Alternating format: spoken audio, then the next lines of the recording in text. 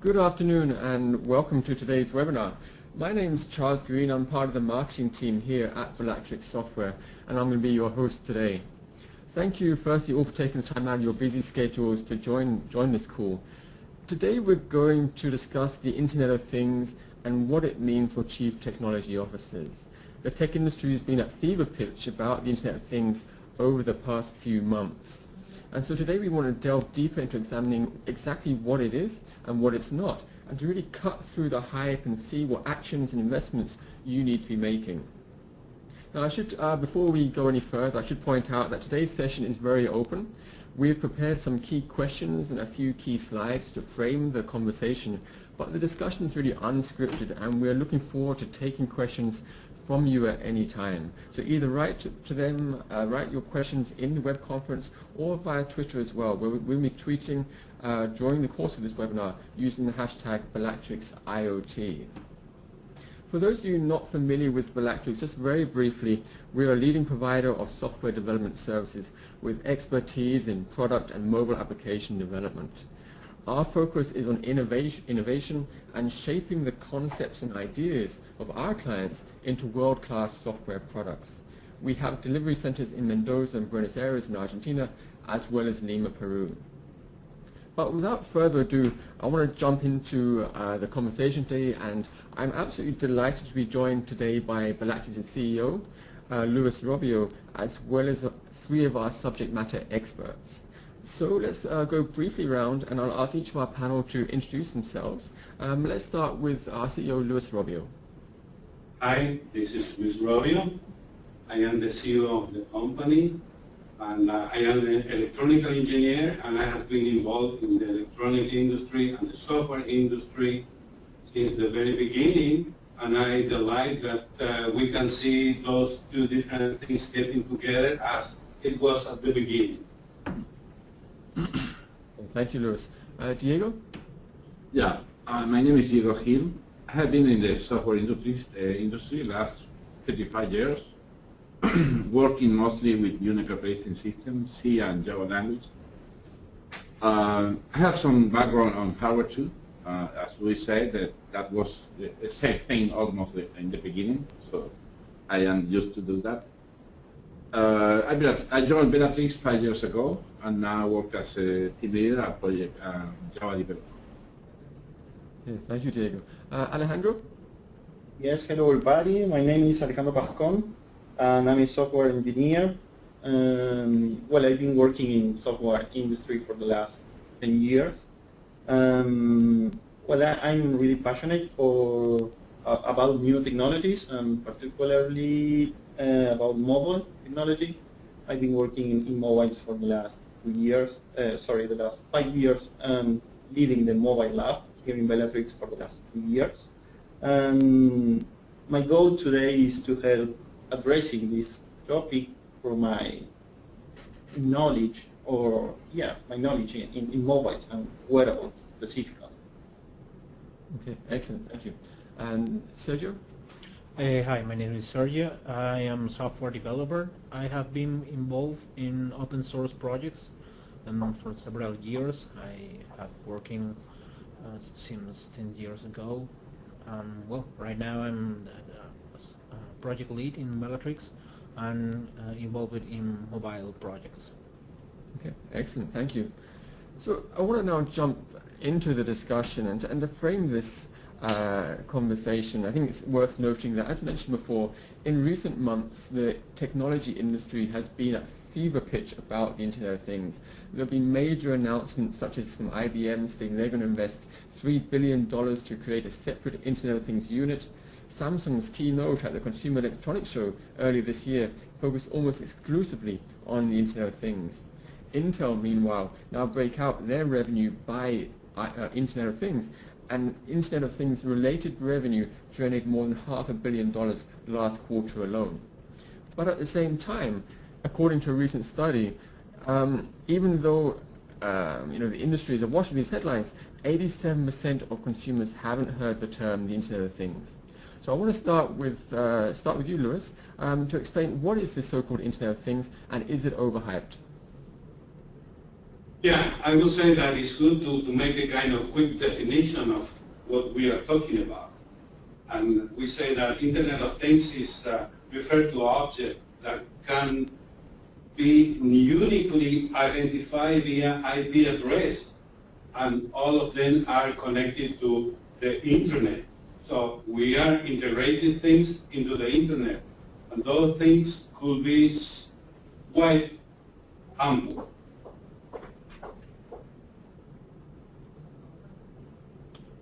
Okay. Yeah, So so in you ask if it's overhyped. Well, let's go a little bit deeper into that. Those devices connected to internet will change the world, will change the way the society works.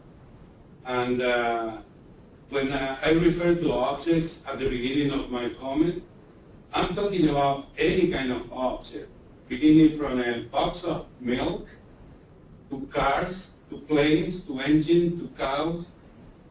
So it's almost unlimited the amount of devices that you will connect in the near future. Why is that? Well, one of the key points in this happening is the creation of sensors, and unique sensors, different sensors, and also an extraordinary reduction in the price of the sensor.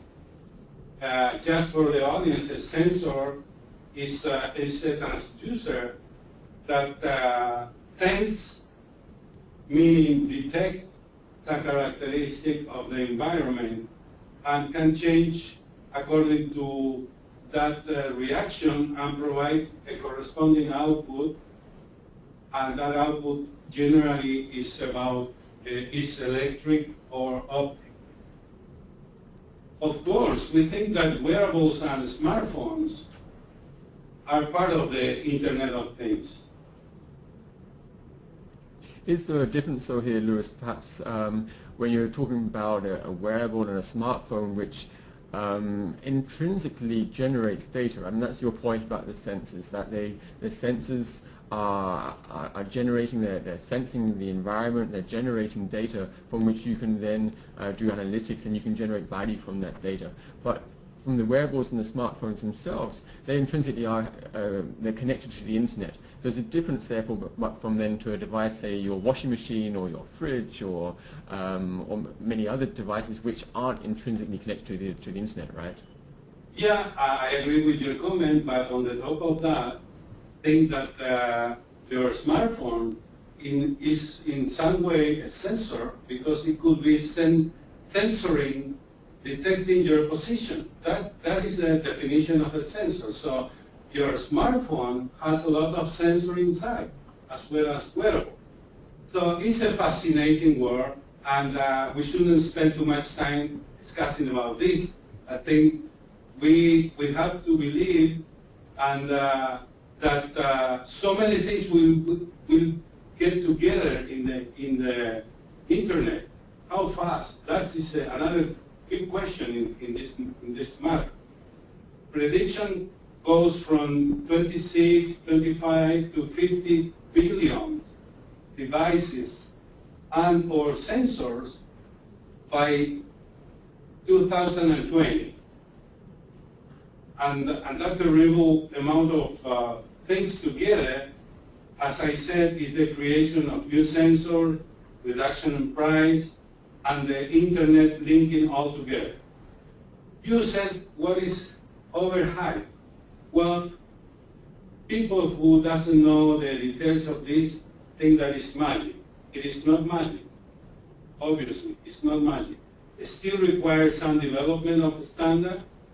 And also, very important, extremely important, we have to see the traction of the market to see where the industry and the solution will go. So the question is, who will buy these Internet of Things devices and services? Where is the demand for this all wonderful technology going to come from? So those questions will be driving the near future and will make this question more rounded. Mm-hmm. Yeah, I think it's a very valid point you made there, that that while there is a huge amount of potential for the Internet of Things, there are also a tremendous amount of challenges as well. You mentioned there the challenge of the standards, the interoperable standards. At the moment, you see a lot of, particularly in the home automation space, for example, you will see your thermostat, for example, now you can now communicate your thermostat to your smartphone, but does it also communicate with some of your other devices in your home? So that need for standards, that need for security is absolutely there. Let's move to Sergio. Yeah. Well, in other words, I think Internet of Things are a network of everyday objects connecting to the Internet. So smart devices are embedded in home appliances, in vehicles, in shops, in the office, in the city. So that's why it's Internet of Objects. Also, another important concept is M2M, which is machine-to-machine technology. So that's M2M enables wireless communication between multiple devices, turning data into meaningful information and that we can analyze and use it. And also, I think regarding of these concepts, according to a research from West Bay Technology, by 2020, it's projected to become an industry for $950 billion. So that's a big opportunity in that. It's a huge opportunity. I'd like to also take this, just to pause here for a second, just to remind the audience that we are taking questions from you. So if you agree or disagree with how we define the Internet of Things, then absolutely do feel free to write to us on the chat, on the web conference, or via Twitter. If you have questions regarding how we discuss the Internet of Things, absolutely we're here to share our knowledge and to also to enter into that discussion with you. I want to move on then, now with that baseline in mind, to discuss what is going to be different about the Internet of Things, and in what industries is it going to have the biggest impact. This is Luis again. In my understanding, big data will have a different meaning, and data analytics will also need to be adjusted to a different use. In many cases, handling and making decisions in real time, because we will be collecting information in real time, and eventually some people will expect reaction in real time to the way you analyze the information. It is funny to think that we will generate many small data coming out from the sensor, and the aggregation of those small data will become a really big data. Also, transition from Internet Protocol version 4 to version 6 will be accelerated with Internet of Things. With version 4, we currently can handle about 4 billion addresses. Some years ago, this big number was almost endless, and suddenly was no longer suitable for the amount of connected devices. V6, the new version, from our current perspective, again looks as an infinite number of available addresses. Think that with VC we can have available 52,000 trillion addresses per person in the world. Now that looks infinite. We have to see in the near future what happens with that. Cloud will be required to capture, aggregate, analyze, and create responses to stimuli coming from sensors. You also asked me about industry that will be affected. I would say that probably it would be more interesting to discuss what will not be affected. And instead of talking about industry, I would rather talk about business and human activities. Retail, logistics, smart water, smart environment, smart cities. Let us talk about smart cities as an example of how this new tool will impact in our life. So think about intelligent transportation system, even more intelligent as we know it right now, because it will be shortly be interacting with vehicles. Think about smart parking. You will not be wasting time pulling around the city looking for a place to park. Smart lighting, using the light when and where it's needed. Waste management, structural control of building. So many things that can be affected by this new set of technologies. Not to mention security, emergency, and some that could be really new, like smart animal farming.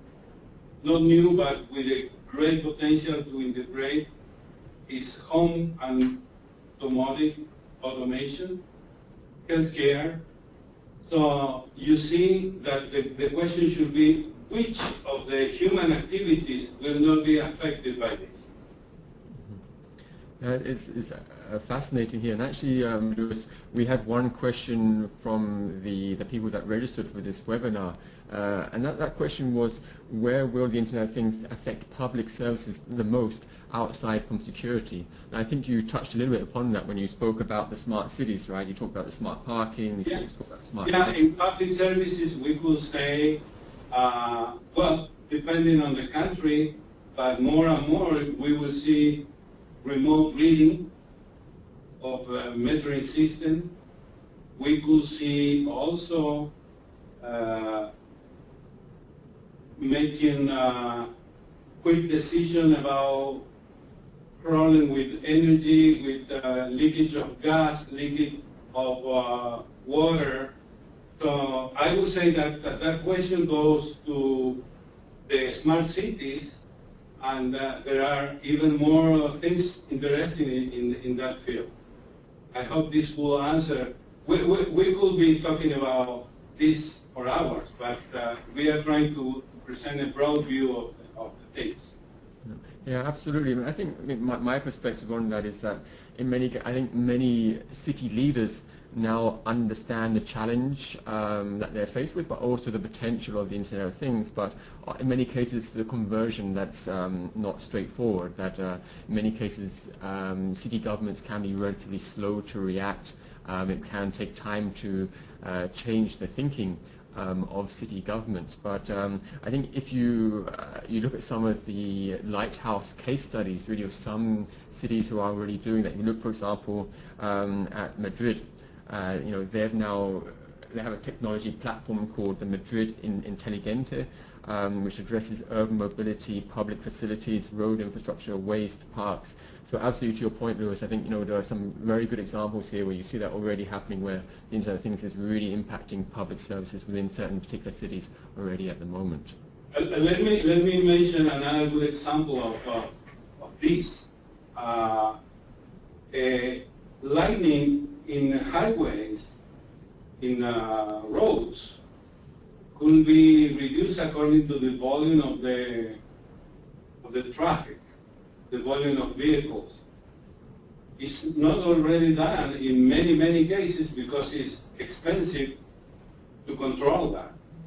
With the price of the sensor, with the price of remote command, with all these new tools, it should be a crime, wasting electricity during the night in an almost empty road. And there are regulations that allow you to reduce the light of the highway if the traffic is reduced. That could be a good example of many potential things that are there, but not the right tool or not the right cost. And we are converging to the right tools and the right cost. Yeah, Absolutely. And it's interesting, we have a comment from the audience actually just now. I just kind of paraphrase the comment that stating that probably the main goal here is to help people live easier and more connected, that there's also great opportunity for business to understand how consumers actually use the products. The comment goes on to say, I can see vendors getting informed of the malfunctioning of their products and to provide service and maintenance even before the product breaks. I totally agree with that comment. Looking again at the industries, are there particular industries, if we look through the next, say, 4 or 5 years, are there going to be certain industries, in your opinion, that are going to adopt the Internet of Things quicker than perhaps other industries will? Perhaps go to Sergio here. Yeah, we can trust in some research and some metrics. For example, we have one study from Industrial IP that over in the 10 next years, they're expected a $999 billion investment in customer experience. So I think that will be the first industries will be affected by Internet of Things. All that related to the customer and his experience. Absolutely, I think certainly I'd agree with that. I'd also say that there's also, in many industries, there's a certain product lifespan. So in those industries where you have a faster revolution of products in a shorter product lifespan, then the opportunity to embed those products with sensors and to develop new products incorporating the Internet of Things is there's a lot more potential than say perhaps in industrial automation, in farming, where perhaps the product life cycle is much longer, and therefore it may take a slightly longer amount of time for us to embed kind of smart connected products in some of those industries. We have another question here from the audience. It's very closely related to this. I want to take the question now. Given the amount of data that will be posted to the internet due to these new devices, do you expect any problems in the internet itself? Will the internet infrastructure suffer any consequences? I would say yes. We have to adjust everything. I think that many sensors handling critical information will need to be on time, so we will not be allowed to have delays in information, and in some cases, think about remote surgery. What should be the quality of the information if one doctor is driving a surgery from another city? How critical will become that information, the handling of that information to handle that robot? So yes, I agree with that comment. It is going to have a big impact. Yeah, this is Theo. There are some different priorities on the data. So in some cases, you might be able to collect data and have a pre-processing is somewhere in the net and find a time slot where you can transmit and work with that information. That might be, it will depend on the data itself and how critical it is. How critical it is, the cost of moving that information, the priority. So that would be require some research and some configuration. So it's an evolutionary approach. Yeah, absolutely. Mm-hmm. I think big challenge here will be the security of information over internet. So probably we need some big changes on that infrastructure, also regarding for the internet security. Yeah, let me make a kind of comment, but now with the problem with security, somebody could watch your bank account. Shortly could be watching the temperature of your body, or even more intimate things. Yeah. So security is going to be a big issue. Yeah. And you spoke earlier, Lewis, about having 50 billion odd devices connected to the internet. That's becomes 50 billion interfaces for a potential hacker to get your data or to do something that they want to do. Actually, actually, in those past days, sorry, um, will be some research regarding Apple security intrusion on the smartwatch. So I think that will be very soon, a very soon problem. Yeah. And I imagine also open source also becomes then critically important, right? To have those open security standards. Yeah, yeah. Actually, that's a big issue. That's why we need more investment on open source libraries and on standards to improve that security. Okay, excellent. I think now we should move on to perhaps change the topic slightly to talk more specifically about some of the technologies that are driving the Internet of Things. Here I'd like to go to perhaps to Sergio and also perhaps to Alejandro and Diego as well. Well, regarding technologies, sensors and actuators, right now our world has a kind of nervous system. We have location data using GPS sensor, eyes and ears using cameras and microphones, and along with sensory organs that can measure everything from temperature to pressures, presence, proximity, acceleration, that kind of things. So also connectivity technologies related to that, Wi-Fi, Bluetooth, WiMAX, 4G, and this evolved to the personal network, local, metropolitan, wide network, using international standard protocols. In that case, is 802.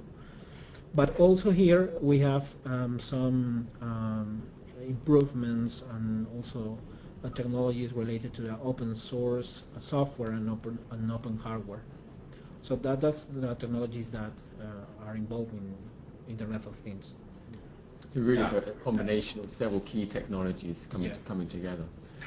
Yeah, I could say that there's several technologies that have been evolving in not so tight lanes in the recent past, but has been starting to converge recently. That is the main forces that driving IoT. For instance, microcontrollers, microprocessors, sensors are getting better and cheaper every day.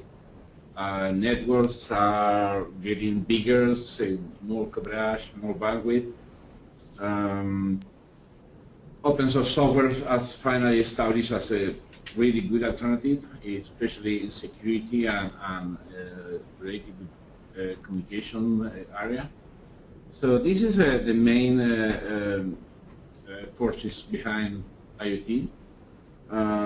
So instead of really new technologies, I see that are technologies that are evolving and converging to create a new product, a new paradigm.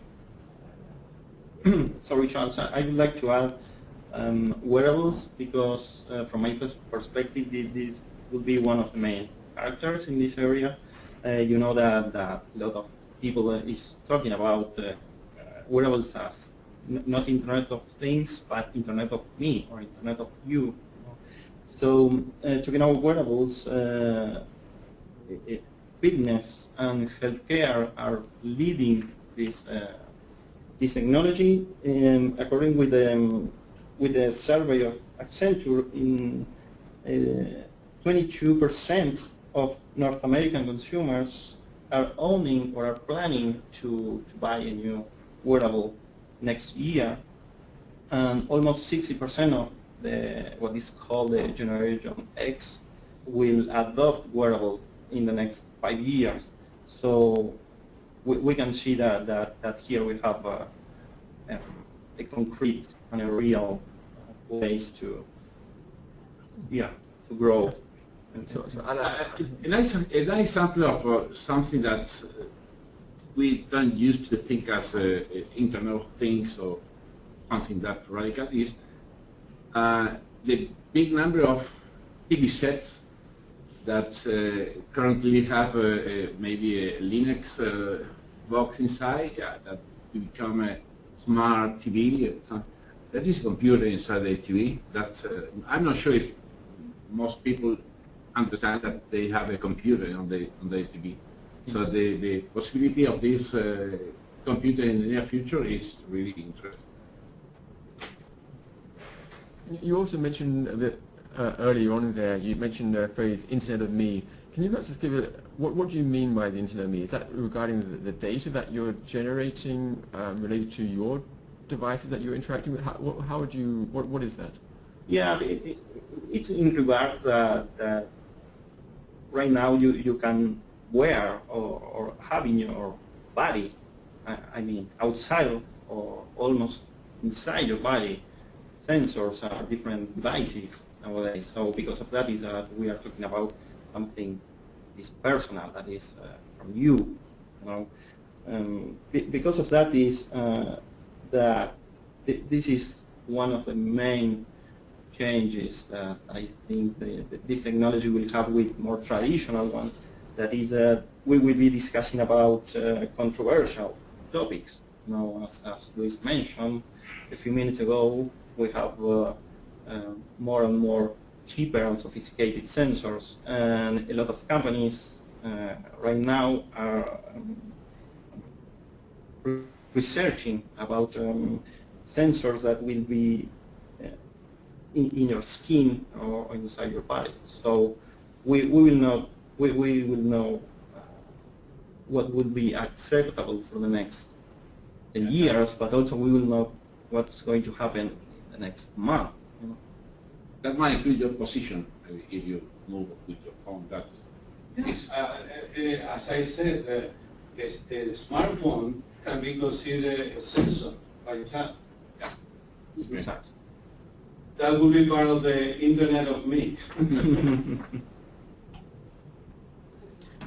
Yeah, absolutely. I think now, so understanding then what are the technologies which are going to drive the Internet of Things, I think that provides a good baseline to then say, okay, for my particular business, what are the skill sets that I'm going to need to develop and or acquire to take advantage of the Internet of Things? Like here again, I'd like to go to Diego and to Sergio. well, if we look at the separate technologies, we understand that there are good designers, good analysts, good developers already in the market. I think that one skill that will be required to take advantage of IoT, we have that those designers, developers, analysts, we have to open their minds to start looking at business as a whole, not just their particular field, but trying to get a bigger idea, a broader idea, and to find new innovative ways to add more value to the business. Because I think that is the key thing that we suppose, or it should be this new technologies or this IoT thing that should provide more value for someone, for some business. So that is the key skill that you will need to have. Yeah, I would add a little bit of my comment there, which is there are many people in the industry of information that feel very disconnected with the environment. It's just handling information from one computer to another. Well, this is going to change. You will be connected to the real world in real time in so many cases that you need to change your mindset. And let me add something there, because I think that another good skill would be to create really not innovative ways to interact with these new devices. I mean, we are used to see traditional interfaces like a keyboard or a mouse, or maybe your hand nowadays with the touch screens, but right now we are thinking in talking on our have a conversation, a real conversation with your device, with your sensors, and to have sensors more and more aware of you. So I think here we have a key in this technology. Yeah, that's a good point. We will need new roles also. Business will need to learn how to handle big amount of terabytes of data and make it accessible and useful. So here, data scientists will be a new kind of professional who are prepared to analyze and get information from this big amount of data. And also machine learning skill will be required to optimize device interaction, and also machine can learn to predict and even suggest actions. Yeah, absolutely. I think it's again that it's quite interesting to see that evolution from at the beginning of the presentation when we spoke a lot about the billions of devices, we spoke a lot about the sensors, but then when you start talking about what are the skill sets you need to be able to take advantage of that, it starts to shift the conversation away from that conversation regarding hardware to more towards the software, towards the analytic skills to be able to analyze all that data. Okay, how do you find that nugget of value in that big data that's now been generated by all the data that's available? Yes, exactly. Yeah. Moving on then, so we now know what the skill sets we need to develop and to acquire, but what about some of the key investments that I should be making as a Chief Technology Officer, that I should be making now and that I should be planning to make in the next 12 to 18 months? It's a tough question, Carlos, because everybody knows where it is placed right now. But in a general view, I will say that everyone in the audience should think how it's positioned in terms of security, privacy, how do you handle small and big data, how do you will handle storage management, server technologies, and sensors. You will need to understand, because it will be the point of collecting information, how a sensor works. So those are the key questions that will help everyone in the audience to make their own plan. It's almost simple. I don't have the perfect recipe for everybody, but those are the subjects that will be converging in this new fascinating world. I think that's depending on the business, but a common path might be do some investment that start creating this wider mind, that's open mind that we were talking before. So the company might need to create some culture about that, and that might be a good place to start. The other big decision to be made probably now is, should I explore the whole possibilities of Internet of Things, or so I will go solo in this business? Should I make a strategic partnership right now? That is another big question to consider right now. Remember that Internet of Things is not just one invention. It's the aggregation of so many tools, so many concepts that are getting together that will be kind of difficult trying to get all together. Yeah, it's very, very impacts almost any kind of business, so it's very difficult to make just a statement for all. Yeah. Is there a challenge here that for within many organizations, that perhaps it's going to be now the business that wants to drive this new Internet of Things initiative, and it's about trying to define the role of the CTO within that as well, right? So where does the CTO, how does the CTO's role change in light of some of these initiatives, in light of what's happening more broadly in the industry? Exactly, exactly. I had the opportunity of reading a wonderful article from the Harvard Business Review, and they refer Internet of Things as the third wave of IT-driven competition. So you want to be positioned because it's the third wave, and you want to be there, and you have to know your weakness and your strength. Absolutely. Also, I think, yeah, let me add some point.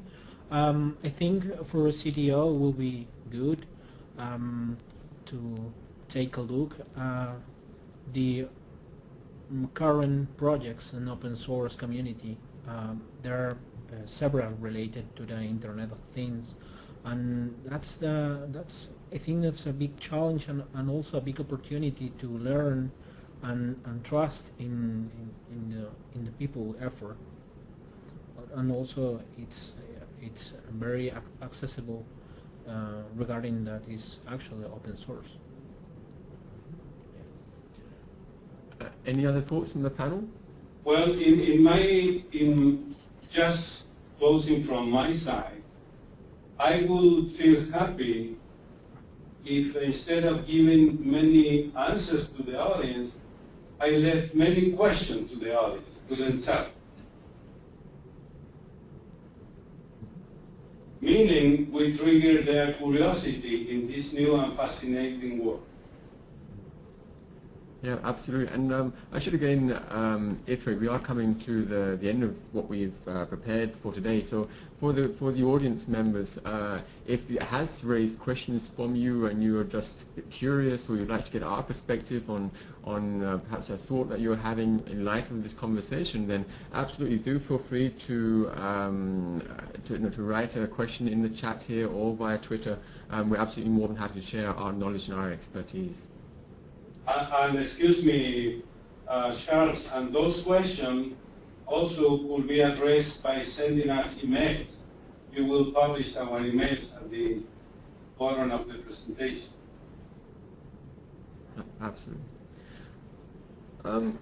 Whilst we're waiting for some questions to come in, I have one particular question that I'd be interested to get the panel's opinion on. And that is, what is the importance of APIs with the Internet of Things? I know we've spoken a little bit today about data, about we're generating a lot of data. So what role does an API have here? Do you see that becoming more important? How do you see that playing into the whole Internet of Things? Yeah, that is a good question. The last times we are seeing a growing importance of the open APIs. This is a good way to interconnect different providers, different services, different technologies. So we are seeing every day new open APIs. You surely know some of Amazon, Google, and other big players' APIs, and that is growing every day. So that is a really important thing. You know, I would like to add something there. This in the Internet of Things industry, we are under a position where small companies are able to get traction with each other, unlike bigger companies. So this is a new game, you know. Yeah, exactly. It's a business opportunity. Composition of services. Exactly. And here, open APIs, open source projects, etc., have a lot of opportunities here. Yeah, I would say from the business perspective that this is a new game, and newcomers are welcome, and they have the opportunity for probably the next 5 years before this industry consolidate and happen usually with industry that get the level of maturity. This is, we are the very beginning of this industry, so it's a great opportunity for entrepreneurs, for high creative companies, and we have to go for that. Excellent. Any other further thoughts, final thoughts in the panel?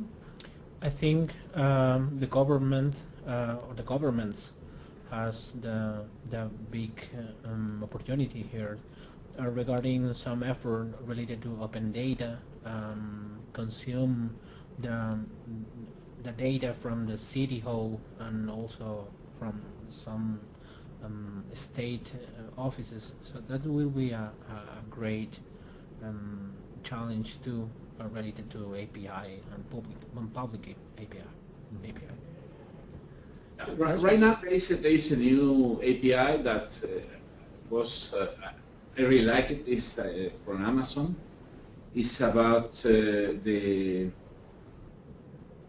API that you can access from washing machine, from a coffee maker, from any device to order supplies. That is something that was kind of recent, and it's a proof of concept, I guess, that the way they think are going to do it, because there are already a few providers that are using that, few appliances vendors that are actually using it. Yeah, another evolution of these new things will be, probably we have emphasized so much about interconnecting things that we haven't talked about the other possibility that this industry will also bring, and it's autonomy. You don't need probably to transmit everything when you evolve, creating kind of center of autonomy. So if you will be driving the watering system from your house to water your garden, you don't need to send that information to the cloud. Probably you will have a local processor, so you will add more or less water, and that will be a degree of autonomy. So that kind of things is going to happen as well when this new set of tools will evolve. Also, autonomy will be part of the big picture. Okay, excellent. And actually, we have one question from the audience here. And that's, what do you feel will be the primary protocols used by these sensors? Well, I think this is we don't have a unique answer for that, because there are so many different layers of transportation that I don't think we will have a unique protocol for transmitting data. That what will be happening probably in the near future is that you will not send in the raw information through internet, because as we said at the beginning, we are talking about small data, and sending the small data to the cloud is wasting the channel. So we will have a level of aggregation of the small data before sending, and in that case, the protocol for the sensors could be unified. So companies are working on that, but there is not a clear winner in that race. Yeah, there will be different levels of data sources. So the lower level data sources might be aggregated, and maybe another higher data source will go through the net, depending on the volume and the priority and criticality. So a modern author about this Internet of Things are defining what is called chip. Chip is the size of the information gathered by a sensor.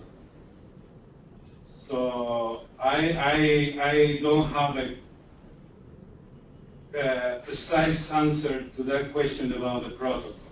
Think about the different kind of sensors and the size of the information that is going to be transmitted for those sensors. I have here in my, the size of the bytes that will be transmitted according to different applications.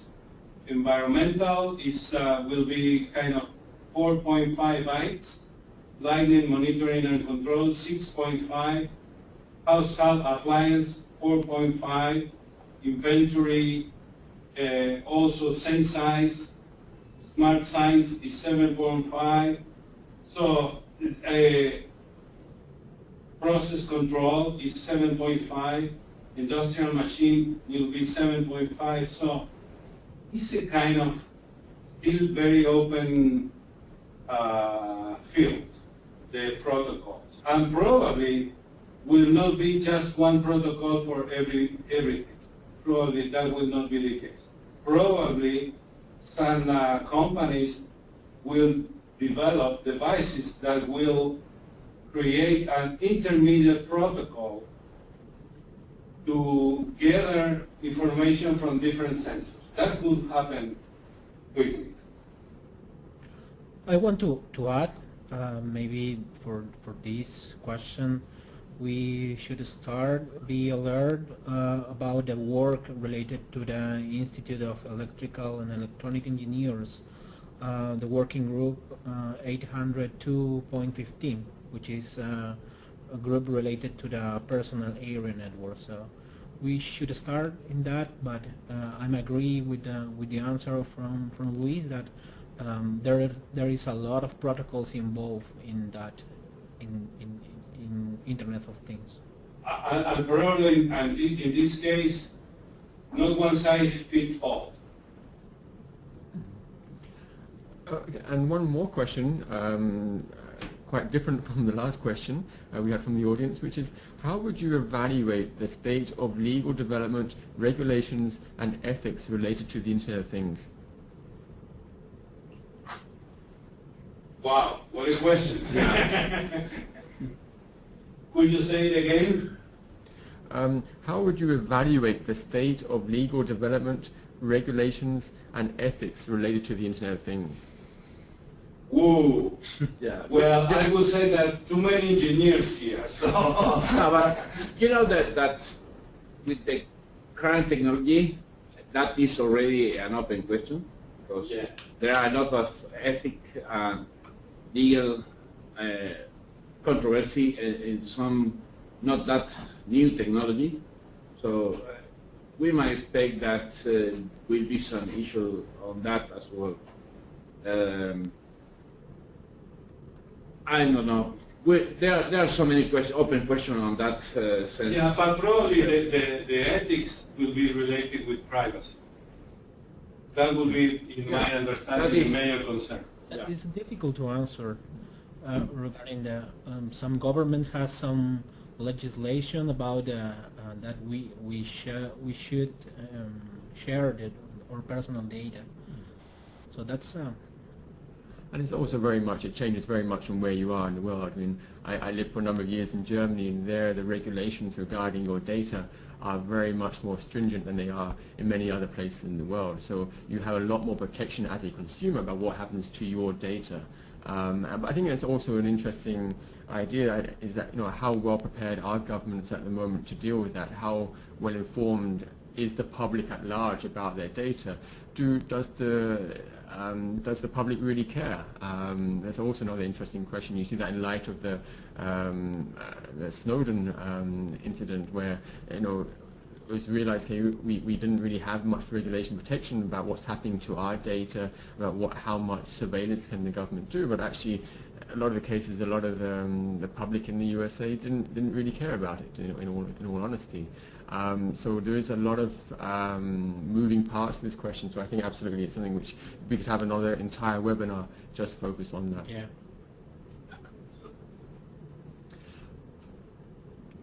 Any other further final thoughts from the panel? Yeah, Sergio mentioned about the IEEE standard, and the nickname of that is low. Is a kind of low speed data rate that will be dedicated to transmit information from sensors that are not critical. So the people interested, they could watch about is 802.15.4. That is a standard evolving on transmitting data from sensors, but it's still under progress. Yeah, some standard or future standard transmitting data over non-traditional data lines like power sources, power lines, yeah, exactly. And other. And going back to the ethics things, think that the diversity of information that will be handled in this new world will be so different that we should treat differently. It's not the same critical thing sending the humidity of your garden or your heartbeat or the temperature of your house. So I don't think that we will have just one set of rules. Yeah. Probably we will have different subsets. Yeah, but one thing that I guess that will be in every implementation is a huge concern about security and privacy. Yes. That is something that we can count on it. And reliability in the case of real-time reading and interacting with the environment.